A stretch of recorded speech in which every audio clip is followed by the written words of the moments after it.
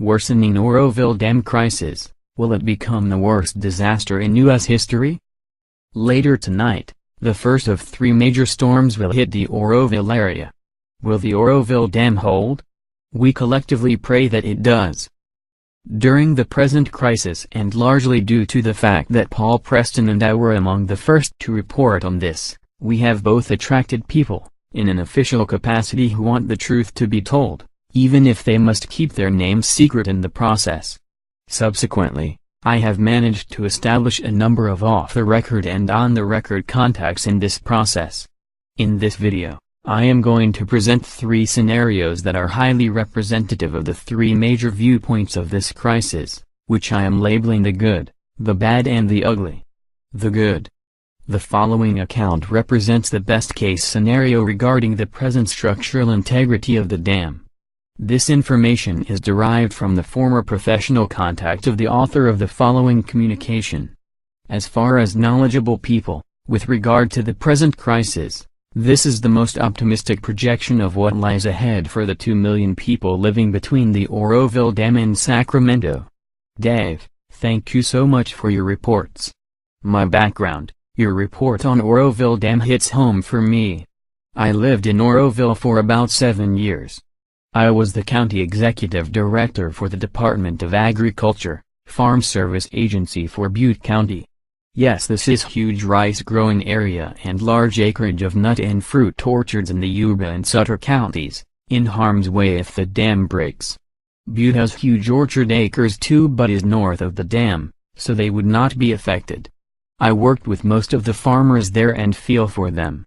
I love our farmers and believe they are the back that is barely holding up our nation. And their backs are breaking under the load. U.S. younger guys who wanted to farm never got the chance since it took too much capital to get started. There are thousands of us that would love to replace our dads and grandparents on our farms, but it's almost impossible to make it work. I hold the government and corporate monopolies responsible for the dying of the American family farmer. Inside report on the dam. I wanted to give you some inside feedback. I have been concerned about my friends around Oroville and have been calling them. I'm currently living back where I grew up, here in Idaho. I talked with one of my friends who are close to those working on fixing the dam. I received a good report from him. The hole that is eroding is better than they thought. The projected rate of flow coming from the next storms is less than the last one. Also, they will have the water level down about 50 by the time the rainstorm hits, so there is enough capacity to handle the new runoff based on weather predictions. Bottom line is, it seems, they may have barely got out of this major disaster for now. He also said there is major work that needs to be done to get it repaired. I think they are not out of the woods since there is a lot rainy season left, but maybe they will get through this without a failure. I agree that it would be wise to move to higher ground and assess after this week. I have relayed that to people I know down there. Also, he said there was some looting in Oroville right at first, but as of now no new looting.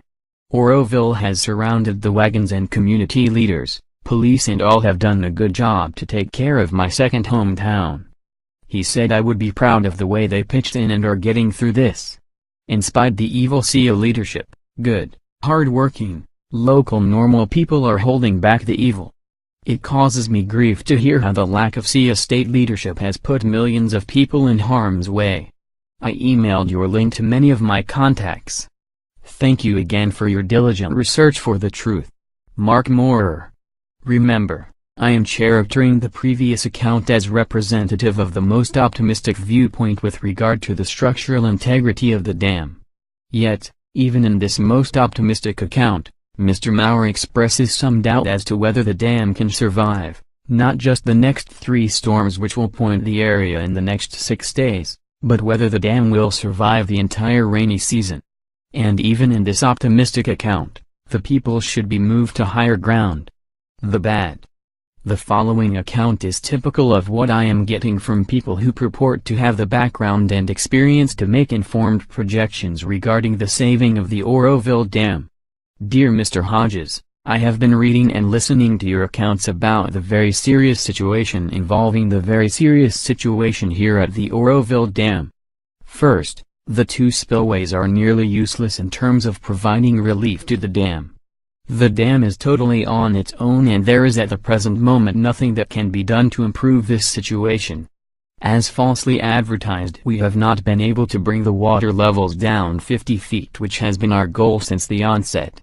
I would bet that this dam is going to fail. I am not sure that it will fail in the face of the upcoming storms. Over time, this dam will fail, and I think this dam will do so before end of winter. I have witnessed many heated debates about the potential need to evacuate the people who would be in the path of the oncoming waters should the dam fail. I can tell you there are two major camps. The locals think an evacuation is needed for at least 10 days so we can see how the dam is going to react to the upcoming storms. Brown's people from the water department disagree and think that we are overreacting. It is clear to us that the state organizations are protecting Brown's ass and the safety of the people be damned. Brown's people are replacing the locals and are making decisions which should be reserved for the local sheriff to make based on the reports we provide to him. Brown's people are now in the way of public safety. If this dam breaks, there will be towns that will disappear and they will not come back. I have seen 3 projections which I think we should be preparing for since so many lives are at risk. If the dam breaks, the water would reach between 35 to 50 feet high coming out of the dam. I have seen a computer scenario which states that the water would reach Sacramento in less than 2 hours. That is not enough time to evacuate. This has elements of the perfect storm because of the condition of the flood control elements in Sacramento, which is a disaster. We should have expanded the evacuation area and it should have included Sacramento. I cannot project the loss of life, but I think your figures represent the worst case scenario, but they are realistic. Please do not publish my name or email. Call me Ben. I will have more to say if you keep my name out of your reports. 2:17 a.m. Pacific. The Ugly. I am reliant on people who want to tell their story and subsequently contact me, in regard to what they know about the condition of the dam, and what a breach would represent. Paul Preston is local and has the advantage of being able to speak directly with several experts. Based on this decided advantage, I conducted a brief interview with Paul based upon his personal observations and professional opinions of these with whom he has contact with. You will hear in the following brief interview that Paul's sources believe that the dam may not survive the upcoming wall of storms. Further, you will hear that politics has reared its ugly head in the midst of this crisis when the emphasis should be on saving lives. Well, a number of things are going on. We're expecting the storms are turning out. They're going to be rolling in here on, looks like starting tomorrow, Thursday. We got a little bit of a rain today, but starting on Thursday and then Friday, then picking up big time steam on Sunday and Monday and Tuesday. For about the next 7 days, we're expecting what's called by Anthony Watt, one of our big weather reporters around here, a super soaker. That's going to bring anywhere from what we were beginning to think about 5 inches of rain, anywhere between 7 and 11 inches of rain right into the Oroville area in Northern California. And this is not good. This is not good information. So that's one of the big things. The other big thing is that today Jerry Brown pulled off the non-union workers from the Oroville site, the ones that have been saving the dam and doing really yeoman's work. Since this whole thing happened, they were pulled off to be replaced by unionized workers from Sacramento. So that doesn't really sit well with the population around here, but that's what Jerry Brown wants. And, of course, he's the governor. He's trying to direct traffic now after he's absolutely a failed governor at this point. Nothing will redeem him from this mega disaster that's about to happen. The repairs on the dam are not really fulfilled like a lot of people thought. The dropping of the water is not occurring like the Department of Water or the Water Resources people predicted. That is not happening. There's still going to be a lot of water that's going to be remaining behind the dam, and it's certainly putting pressure on the emergency spillway dam structure, which has been really suspect. But now we got another problem in that the main spillway is actually the concrete